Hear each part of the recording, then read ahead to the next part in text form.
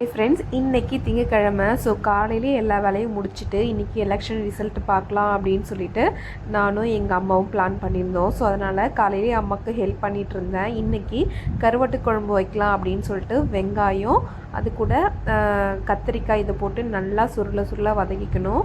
நல்லெண்ணெயில் செய்யும்போது கருவாட்டு குழம்பு சூப்பராக இருக்கும். இது நெத்திலி கருவாட்டு குழம்பு. ஸோ அதனால் ரொம்பவே டேஸ்ட்டாக இருக்கும்.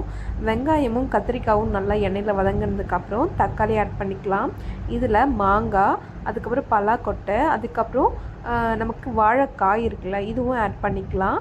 அதுக்கப்புறம் முருங்கைக்காய், இது எல்லாமே போட்டோம் அப்படின்னா சூப்பராக இருக்கும். மாங்காய் மறக்காமல் போடுங்க, குழம்பு ரொம்பவே டேஸ்ட்டாக வரும். அதுக்கப்புறம் ஒரு லெமன் சைஸு புளியை நம்ம ஊற வச்சுக்கலாம். ஸோ அதையுமே கரைச்சி இந்த குழம்புல ஆட் பண்ணிக்கிட்டோம் அப்படின்னா சூப்பராகவே இருக்கும்.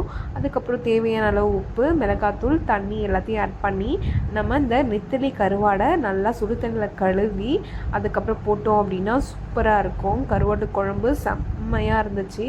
ரொம்ப சிம்பிளாக தான் இருந்துச்சு. பட் ஆனால் சின்ன வயசில் இது பெரிய ப்ராசஸ் மாதிரி இருக்கும். ஸோ இப்போ இது ரொம்பவே சிம்பிளான ஒரு ரெசிபி தான். ஸோ மறக்காமல் ட்ரை பண்ணி பாருங்கள். இன்றைக்கி எலெக்ஷன் ரிசல்ட் எப்படி இருந்துச்சு அப்படின்னு சொல்லிட்டு மறக்காமல் கமெண்ட் பண்ணுங்கள். நெக்ஸ்ட் வீடியோவில் பார்க்கலாம். வீடியோ பிடிச்சா லைக் பண்ணுங்கள். பாய்.